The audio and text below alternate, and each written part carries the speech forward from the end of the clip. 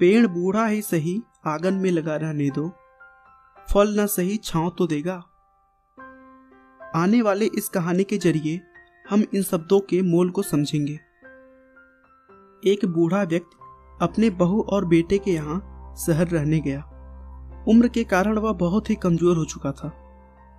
उसके हाथ कांपते थे और दिखाई भी कम देता था। वह एक छोटे से घर में रहते थे।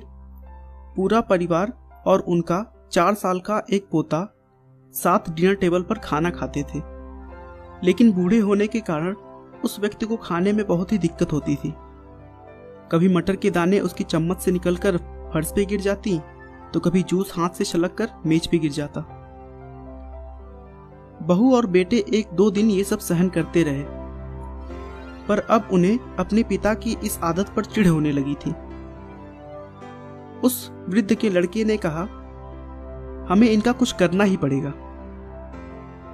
बहू ने अपने पति की बात को सपोर्ट किया और कही, आखिर कब तक हम इनकी वजह से अपने खाने का मजा किरकिरा करते रहेंगे, और हम इस तरह चीजों का नुकसान होते हुए भी तो नहीं देख सकते। इन कांच के बर्तनों के पैसे लगते हैं।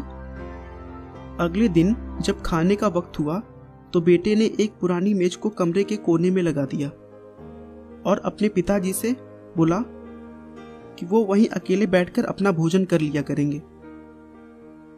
यहां तक कि उनके खाने के बर्तनों की जगह उन्हें एक लकड़ी का कटोरा दे दिया, जिससे कि अब और बर्तन ना टूट सके। बाकी लोग पहले की तरह ही आराम से बैठकर डाइनिंग टेबल पर खाना खाते और कभी कभार उस बुजुर्ग की तरफ देखते तो उनकी आंखों में आंसू दिखाई देते थे। यह देखकर भी बहू और बेटे का मन नहीं पिघलता। वो हमेशा उनसे चिढ़े रहते थे। उनकी छोटी सी छोटी गलती पर ढेरों बातें सुना देते। वहां बैठा बालक भी यह सब बड़े ध्यान से देखता रहता और अपने में मस्त रहता था।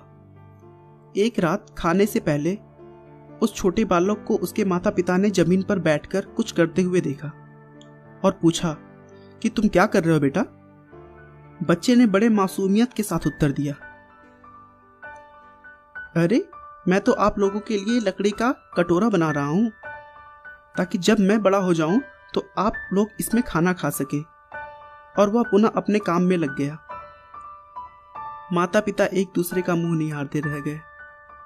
उनके मुंह से एक भी शब्द नहीं निकला और आंखों से आंसू आ गए।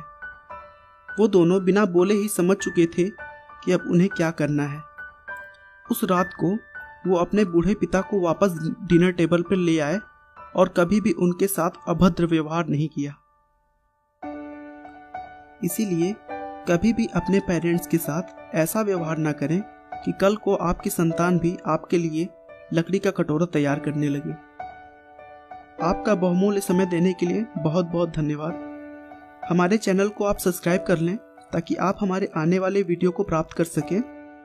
आपको यह कहानी कैसी लगी हमें कमेंट करके जरूर बताएं। धन्यवाद।